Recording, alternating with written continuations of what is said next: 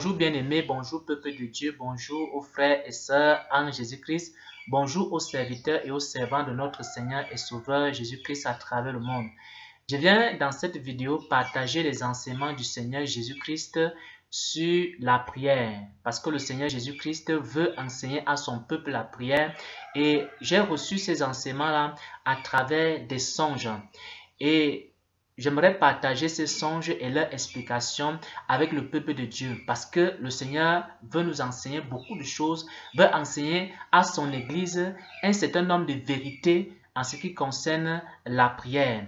Bien-aimés, voici la première vérité que j'aimerais partager avec le peuple de Dieu. La première vérité concerne la persévérance dans la prière. C'est vrai que le Seigneur Jésus avait déjà donné un certain nombre de paroles dans les Saintes Écritures en ce qui concerne la persévérance dans la prière, mais également il m'a donné une autre image qui est différente de celle qu'il a donnée dans les Écritures en ce qui concerne la persévérance dans la prière. J'aimerais partager également ce songe avec les bien-aimés, avec le peuple de Dieu, avec les frères et sœurs en Jésus-Christ. Donc, voici dans le songe que j'ai reçu la nuit du 9 octobre 2019. Alors, dans ce songe, je me trouvais avec une tante, une de mes tantes, et elle avait un enfant, et cet enfant était malade. Et j'ai commencé donc à prier pour l'enfant. Elle m'a appelé pour prier pour l'enfant. J'ai commencé à prier pour l'enfant. Et pendant que je priais pour l'enfant, l'enfant n'a pas été guéri. Alors, j'ai opté pour la deuxième solution, c'était d'envoyer l'enfant à l'hôpital. Donc, je lui ai dit donc d'envoyer l'enfant à l'hôpital et je l'ai quitté. J'ai continué mon chemin. Et pendant que je continuais mon chemin, j'entends une voix qui m'appelle dans le songe, qui me dit « Xavier, Xavier ». Alors je me retourne. Et quand je me retourne maintenant, je vois la tante en question. Et elle me dit ceci, elle n'a pas l'argent pour aller à l'hôpital avec son enfant. Donc là où elle est là, elle n'a pas d'autre choix que de prier. Alors elle me dit encore de prier encore une deuxième fois pour l'enfant, mais que je prie encore et encore pour l'enfant parce qu'elle disait qu'elle n'avait pas d'autre solution. Face à cette situation, je vais prendre maintenant l'enfant, je vais commencer à prier pour l'enfant. Mais ça ne sera pas comme la première fois que je priais pour l'enfant. Je suis obligé, sachant qu'il n'y a pas les moyens, il n'y a pas l'argent pour amener l'enfant à l'hôpital, je vais donc commencer à prier encore et encore. Je vais prier pour l'enfant. Je vais prier encore et encore, encore et encore, encore et encore et encore et encore et encore et encore. Et pendant que je prie comme ça, à un moment donné, l'enfant également sera guéri. Donc, l'enfant sera guéri. Après justement cette expérience, parce que j'ai dû prier pour l'enfant à plusieurs gens. J'ai dû prier en persévérant. J'ai persévéré, j'ai persévéré, j'ai persévéré, j'ai persévéré, j'ai persévéré, j'ai persévéré, j'ai persévéré. Sachant qu'il n'y avait pas d'autre solution que la prière. Alors, à ce moment-là, l'enfant a été guéri. Mais l'enfant n'a pas été guéri par la prière seulement, mais l'enfant a été guéri par la prière de persévérance. L'enfant a été guéri par la persévérance dans la prière. Bien-aimés frères et sœurs en Jésus-Christ, il y a beaucoup de problèmes dans nos vies qui ne peuvent pas partir par une simple prière. Ça ne peut partir que par la prière persévérante. Ce n'est qu'en persévérant dans la prière, encore et encore, en posant le problème à Dieu, encore et encore, en posant le problème à Dieu, sans se lasser, sans se fatiguer. Ce n'est qu'à cette condition-là que certaines situations peuvent partir dans nos vies. Peut-être tu as déjà prié pour ton problème une fois. Peut-être tu as prié pour ton problème deux fois. Il faut que tu pries 3 fois. Il faut que tu pries 4 fois. Il faut que tu pries 5 fois. Il faut que tu pries 6 fois. Il faut que tu ailles à 7 fois. Il faut que tu ailles à 10 fois. Il faut que tu ailles à 20 fois. Il faut que tu ailles à 30 fois. Il faut que tu ailles à 40 fois. Il faut que tu pries encore et encore et encore et encore et encore et encore jusqu'à ce que le ciel te réponde. Mon frère, ma soeur, peut-être je ne sais pas quel problème dans lequel tu te trouves dans ta vie, mais il faut que tu persévères également dans la prière. Après, justement, cette expérience dans le songe, alors il y a une voix qui a commencé à m'expliquer quelque chose.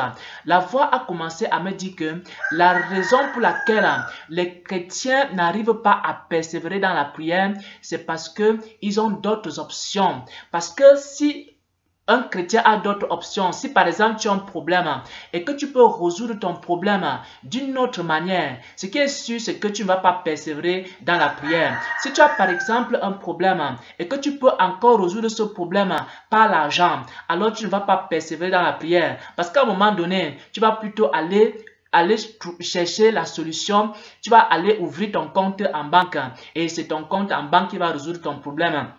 Si tu as une autre façon de résoudre ton problème, peut-être à travers des relations que tu as, peut-être tu as prié une fois, tu as prié 2 fois. Après, tu te rappelles que tu as des relations et qu'il y a tel cousin, il y a tel oncle, il y a telle tante qui peut résoudre ton problème. Alors, tu vas abandonner la prière pour aller chercher le secours de l'homme, le secours de ta famille, le secours, par exemple, des hommes riches. Peut-être que tu as commencé à prier, tu as prié une fois, tu as prié 2 fois, tu as prié 3 fois. Alors tu te rappelles que en réalité, tu as ta propre sagesse humaine et que tu peux résoudre ce problème avec ta propre sagesse humaine. Alors à ce moment-là, tu vas abandonner la prière. Donc le Seigneur me faisait comprendre parce que j'entendais une voix qui était en train de me parler et la voix m'expliquait que la raison pour laquelle les chrétiens ne persévèrent pas dans la prière, c'est parce qu'à un moment donné dans leur vie, ils ont d'autres solutions pour résoudre leurs problèmes. C'est pourquoi ils préfèrent résoudre leurs problèmes dans la chair. Ils préfèrent résoudre leurs problèmes dans leurs propres pensées. Ils préfèrent résoudre leurs problèmes avec leur argent. Ils préfèrent résoudre leurs problèmes avec d'autres moyens que le moyen de la prière. Et c'est la raison pour laquelle les gens ne persévèrent pas dans la prière. Également ici, le Seigneur a donné dans les Écritures également d'autres instructions en ce qui concerne la persévérance dans la prière. Donc le Seigneur a donné l'image, par exemple, nous allons voir ça dans les Écritures, parce que la persévérance dans la prière, également le Seigneur Jésus a donné ça dans les Saintes Écritures. Nous allons prendre dans Luc 18 à partir du verset 1 au verset 6. Jésus leur adressa une parabole pour montrer qu'il faut toujours prier et ne point se relâcher. Et il dit, il y avait dans une ville un juge qui ne craignait point Dieu et qui n'avait d'égard pour personne. Il y avait aussi dans cette ville une veuve qui venait lui dire, fais-moi justice de ma partie adverse. Pendant longtemps, il refusa, mais ensuite, il se dit en lui-même, quoique je ne craigne point Dieu et que je n'ai d'égard pour personne, néanmoins parce que cette veuve m'importune, je lui ferai justice, afin qu'elle ne vienne pas sans cesse me rompre la tête. Le Seigneur ajouta, entendez ce que dit ce juge inique, et Dieu ne fera-t-il pas justice à ces élus qui crient à lui jour et nuit, tardera-t-il à leur égard? Ça c'est l'image que le Seigneur a donnée dans les Écritures. Ça veut dire que le Seigneur également a parlé de cette vérité concernant la persévérance dans la prière dans les Saintes Écritures. Donc, c'était dans la parabole du juge inique. Dans cette parabole du juge inique, alors le Seigneur parle d'une femme également qui avait déposé une requête à l'endroit justement d'un juge. Parce que dans la prière, Dieu est un juge. Lorsque tu pries, c'est comme si tu déposais ta requête devant un juge. Lorsque tu déposes ta requête devant un juge, il faut que tu suives la requête. Il faut que tu passes de temps en temps. Il faut que tu repasses. Il faut que tu rappelles et que tu rappelles encore au juge. Que le juge, jusqu'à ce que le juge résolve ton problème. Donc lorsque tu pries, lorsque tu émets un sujet de prière, c'est comme si tu émettais une requête devant un juge. Alors, il faut que tu rappelles, il faut que tu passes de temps en temps, il faut que tu rappelles au juge jusqu'à ce que ton problème trouve une solution.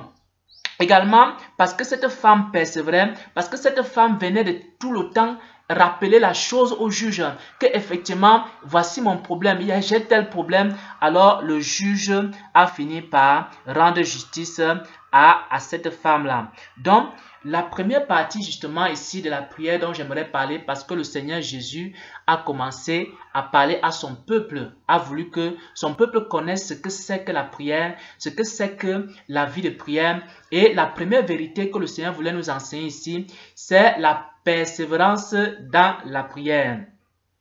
Et en ce qui concerne la persévérance dans la prière, il m'a donc montré cela dans un songe. Il m'a montré dans un songe l'image, la persévérance dans la prière. Il m'a expliqué qu'en fait, les chrétiens ne persévèrent pas dans la prière parce qu'ils ont d'autres moyens, ils ont d'autres appuis, ils ont d'autres moyens pour résoudre leurs problèmes. Mais que même si tu as d'autres moyens pour résoudre ton problème, il faut que tu pries.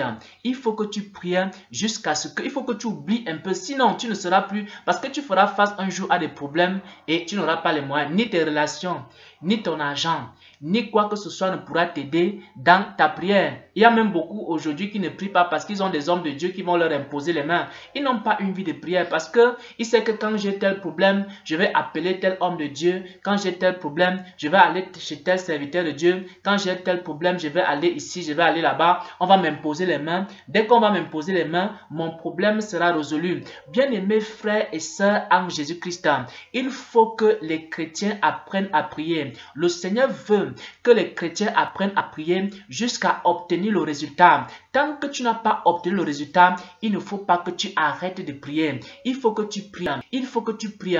Il faut que tu pries encore et encore jusqu'à obtenir le résultat. Et ce n'est que lorsque tu auras obtenu le résultat que tu vas arrêter la prière. Voilà, bien aimé, la première vérité que j'aimerais partager dans cette première vidéo. La deuxième vérité que j'aimerais partager, ce sera dans la deuxième vidéo également. Et je rappelle que j'ai écrit l'ensemble de ces vérités sur la prière que le Seigneur Jésus m'a donné dans un songe sur la prière. J'ai écrit ces vérités dans un enseignement et j'ai posté cet enseignement sur le blog. Et également, vous pouvez aller sur le blog et voir également cet enseignement complet sur la prière avec les différents exemples et comment faire pour avoir une vie de prière.